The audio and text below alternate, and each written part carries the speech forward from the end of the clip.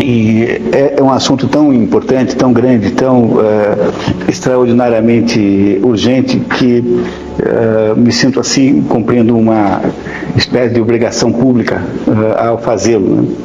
Quando você fica pensando, né, quando foi que nós esquecemos a educação, como é que nós a perdemos? E aí ficamos elegendo essas bobagens como educação, quer dizer, esse conjunto de ideário moderno educação, que se chama de educação, é um pouco dessa autoilusão. Compreender para onde é que foi parar a educação foi o padre Ivan Illich. O que o padre Ivan Illich faz, na verdade, é propor o seguinte: para com esse negócio de escola. Não, escola nenhuma. A única coisa que interessa é que aqueles que querem aprender alguma coisa se encontrem com aqueles que querem ensinar alguma coisa. E isso que nós chamamos aí de educação não é educação de modo nenhum, é alguma coisa próxima do conceito de ensino. O que o padre então faz é logo de cara destruir essa falsa equação entre educação e ensino, como se essas duas coisas não tivessem nenhuma ligação uma com a outra. E de fato, se você prestar atenção, se você não destrói essa ligação, você não entende nada mesmo desse assunto. A pré-condição para entender o que está acontecendo e o que pode acontecer nos assuntos educacionais é nós destruirmos essa pseudo-equação chamada ensino igual a educação. Continua o padre Ivan Illich dizendo que isso que se chama de ensino não tem nada a ver com educação, porque ele é basicamente uma metodologia de distribuição de posições sociais. Não se imagina de fato que alguém vai aprender alguma coisa.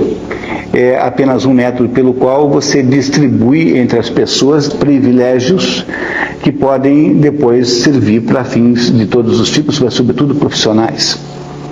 E agora vocês imaginam, então, a situação de alguém que está lidando com o departamento de pessoal de uma firma grande, ascensorista, por exemplo.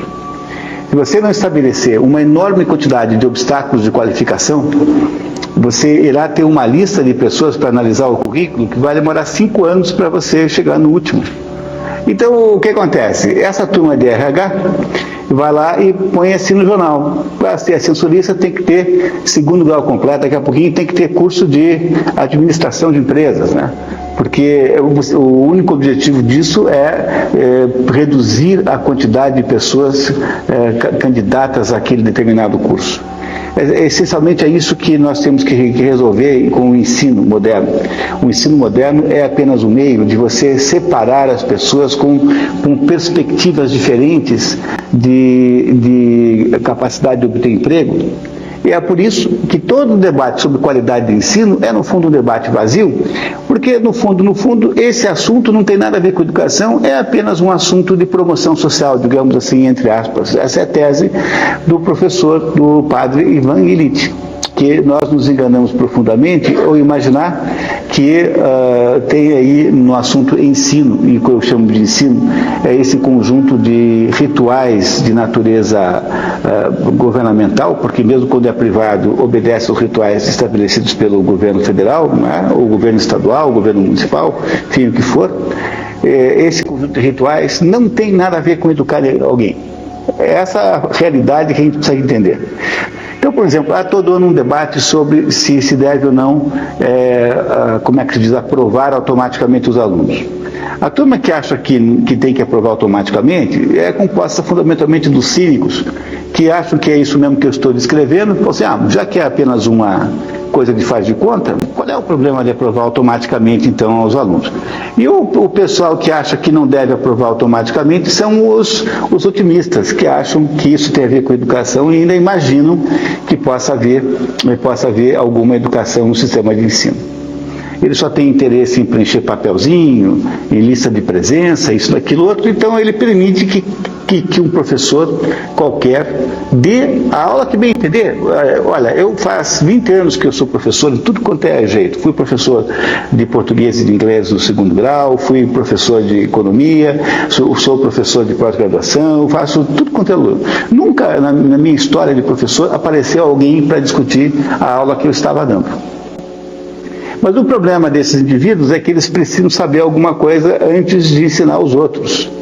E se eles vieram do mundo do ensino, provavelmente vieram já contaminados com os defeitos do próprio ensino. o que nós temos aí é um caso perdido, o ensino é completamente irrecuperável.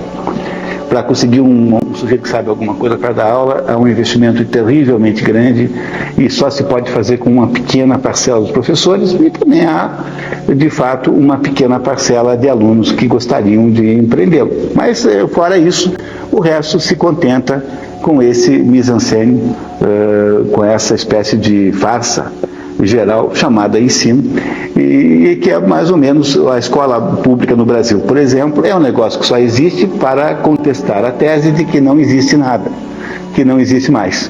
Há boas escolas aqui e acolá, mas a média é muito terrível. Você imagina que depois de 8 anos, em que nós raptamos as crianças 5 horas por dia, durante 8 anos, gastamos 1/4 do orçamento com isso, até por lei.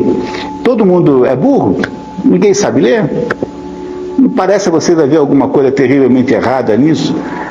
A eficiência de um negócio desse é absolutamente ridícula.